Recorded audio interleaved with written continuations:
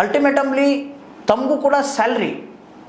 ಇದೇ ಜನರು ಇದೇ ಕಾಕ್ರೋಚ್ಗಳ ತಂದೆ ತಾಯಿ ಇದೇ ಕಾಕ್ರೋಚ್ಗಳೇ ತಾವು ಜಿ ಎಸ್ ಟಿ ತುಂಬಿ ತಮ್ಮ ಹೊಟ್ಟೆ ಕಟ್ಟಿ ಬಟ್ಟೆ ಕಟ್ಟಿ ಜಿ ಎಸ್ ಟಿ ತುಂಬಿದಾಗಲೇ ತಮಗೂ ಕೂಡ ಸ್ಯಾಲ್ರಿ ಬರೋದು ಸರ್.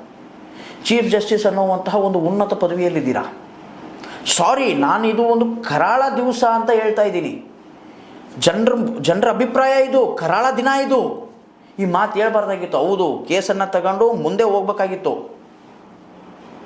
ಮತ್ತೆ ಇನ್ನೊಂದು ನಮ್ಮ ಪ್ರಶ್ನೆ ಏನಪ್ಪಾ ಅಂತಂದ್ರೆ, ಸಂವಿಧಾನದ ಬೆನ್ನು ಮೂಳೆಯನ್ನು ಮುರಿತಾ ಇದೆಯಾ ಈ BJP? ಹೌದು, ಸಂವಿಧಾನದ ಬೆನ್ನು ಮೂಳೆಯನ್ನು ಮುರಿತಾ ಇದೆ. ಈ ಸಮಯದಲ್ಲಿ ಡಾಕ್ಟರ್ ಬಾಬಾ ಸಾಹೇಬ್ ಅಂಬೇಡ್ಕರ್ ಅವರ ಒಂದು ಜೀವನ, ನಡ್ಕೊಂಡು ಬಂದಂಥ ಜೀವನ ನೆನೆಸ್ಕೊಂಡ್ಬಿಟ್ರೆ ಮೈ ಮೇಲೆ ಮುಳ್ಳು ಬಂದ್ಬಿಡುತ್ತೆ. ಸಂವಿಧಾನ ಇದ್ರೂ ಕೂಡ ಇವಾಗ ನಮ್ಮ ಮಾತು ಕೇಳೋರಿಲ್ಲ ಸರ್. ಆ ಸಮಯದಲ್ಲಿ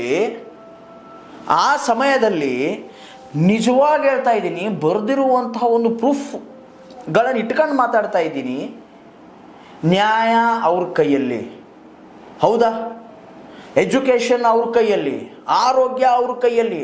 ಇವ್ರ ವಿರುದ್ಧ ನಿಂತು ಬಾಬಾ ಸಾಹೇಬ್ ಅಂಬೇಡ್ಕರ್ ಅವರು ಎಜುಕೇಷನ್ ಹೆಂಗೆ ಪಡ್ಕೊಂಡಿರ್ಬೇಕು?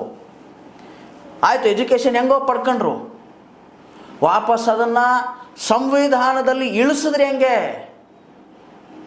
ರಾಕೇಶ್ ಟಿಕೇತ್ ಅವರು ಒಂದು ಮಾತನ್ನು ಹೇಳ್ತಾರೆ ಇದ್ರೆ ಈ ಒಂದು ಮಧ್ಯದಲ್ಲಿ. ರಾಕೇಶ್ ಟಿಕೇತ್ ರೈತ ಸಂಘದ ದೊಡ್ಡ ಲೀಡರ್ ಅವರು. ಅವರೊಂದು ಮಾತು ಹೇಳ್ತಾರೆ, ರಾಜ ದಯಾಲು ಇದ್ರೆ ಅವನ ಮುಂದೆ ಉಪವಾಸ ಕುಂಡ್ರಿ, ರಾಜ ಕಟುಕನಿದ್ರೆ ಅವನ ಮುಂದೆ ಉಪವಾಸ ಕೂರಬೇಡಿ. ಅವ್ನು ನಿಮ್ಮ ಮುಂದೆ ಕೂತ್ಕೊಂಡೆ ಹಣ್ಣು ತಿಂತಾನೆ, ನಿಮ್ಮ ಮುಂದೆನೆ ಕೂತ್ಕೊಂಡು ಕೇಕ್ ತಿಂತಾನ ಅವನು, ಊಟ ಗಿಟ ಬಿಡಕ್ಕೆ ಹೋಗ್ಬೇಡಿ ಅಂತ ಹೇಳ್ತಾನೆ. ಇವರೇ ರಾಕೇಶ್ ಟಿಕೇತ್ ಅವ್ರು ಈ ಮಾತನ್ನ ಹೇಳ್ತಾರೆ.